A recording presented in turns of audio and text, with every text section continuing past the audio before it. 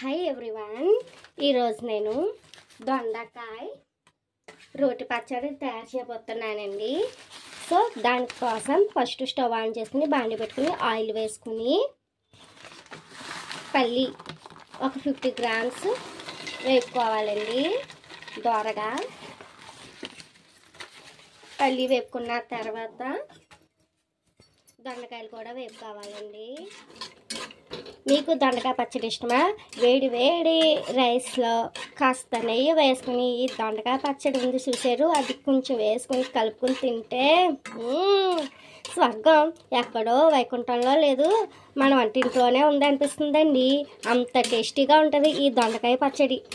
గుళ్ళు ఫ్రై అయ్యే వరకు వేచేద్దామండి.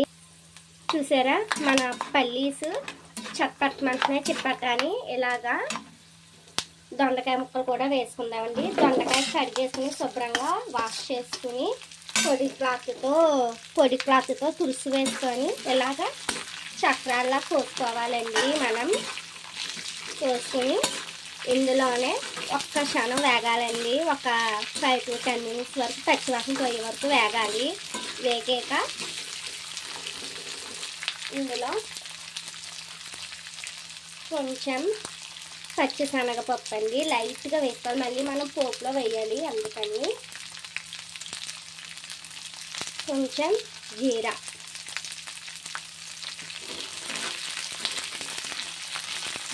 ఈ మట్టికి బాగా ఫ్రై అవ్వాలండి. పల్లి, దొండకాయ, పచ్చిశనగపప్పు, జీలకర్ర బాగా ఫ్రై అవ్వాలండి. ఇప్పుడు ఇందులో ఒక పెద్ద స్పూన్ వరకు ధనియాలు బాగా ఫ్రై అవ్వాలి.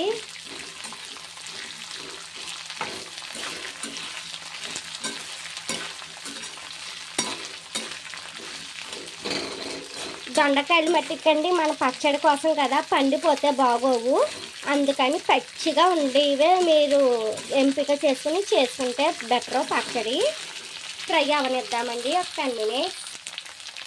పచ్చాగా దంచుకున్న వెల్లుల్లి ఒక 4-5 సరిపోతాయండి. పెద్ద వెల్లుల్లి రబ్బలు ఇవి, అదే చిన్నవి మీడియం సైజు అయితే ఒక 5-6 వేసుకోవాలి. నా దగ్గర పెద్దవి ఉన్నాయి కాబట్టి 4 వేసుకున్నాను, సరిపోతాయి. ఫ్లేవర్ మట్టికి సూపర్ ఉంటుందండి.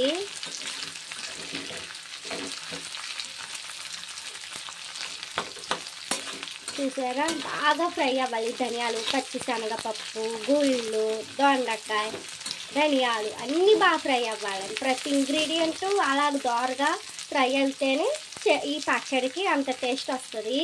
సో ఫ్రెండ్స్, ఈ పచ్చడి మనం ఓపుకుంటే రోట్లో దంచుకోవచ్చు, లేదు అనుకుంటే మిక్సీ జార్లో విప్పులో పెట్టి ఆడుకోవచ్చు అండి.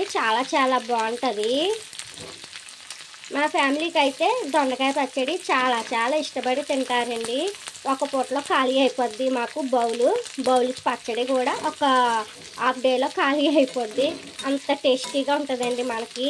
సో కానీ ఫ్రెండ్స్, మనం కొంచెం ఓపికగా చేసుకోవాలి.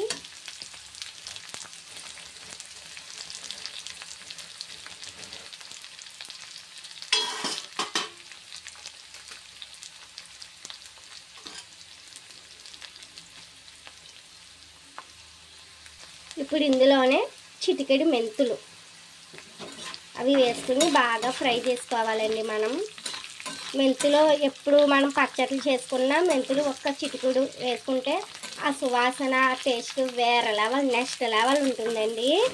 సో ఫ్రెండ్స్, నా ఛానల్ని చూస్తున్నారు కానీ లైక్, సబ్స్క్రైబులు రావట్లేదండి.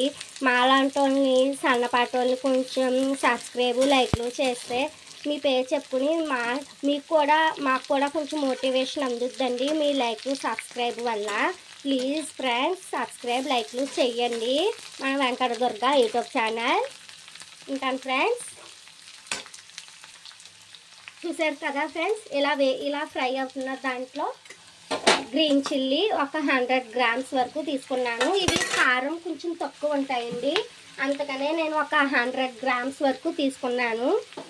చింతపండు ఒక చిన్న నిమ్మకాయ అంత సైజు చింతపండు ఇలాగా ఎడకొట్టి వేసుకోవాలి. ఫ్లేవర్ చింతపండు, గింజలేంది. కొంచెం మినపప్పు యాడ్ చేసుకోవాలండి. అలానే చిటికెడు పసుపు,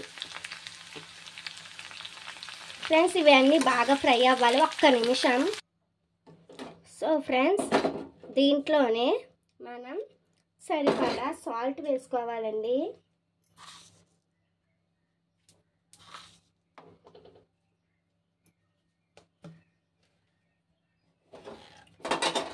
దీన్ని ఇలా సాల్ట్ వేసేసుకుని మనం మిక్సీ పట్టుకుని వచ్చేద్దాం.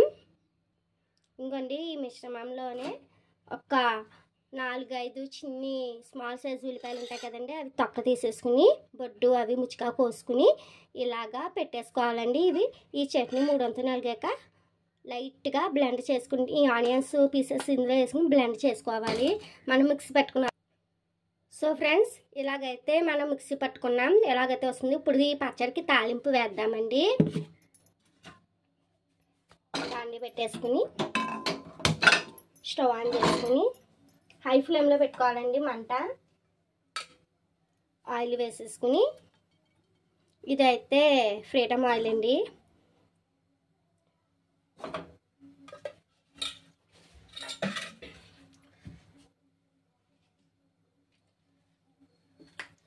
తాలింపు గింజలు వేసేసుకుని ఇంగువ, పసనపప్పు, చాయమినపప్పు, ఆవాలు, జీలకర్ర అండ్ కరివేపాకు వేసేసుకుని, లేత కరివేపాకు ఎంపిక చేసుకుంటే బాగుంటుందండి.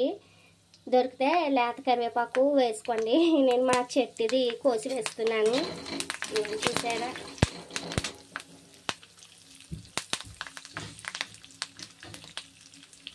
ఒక 4-5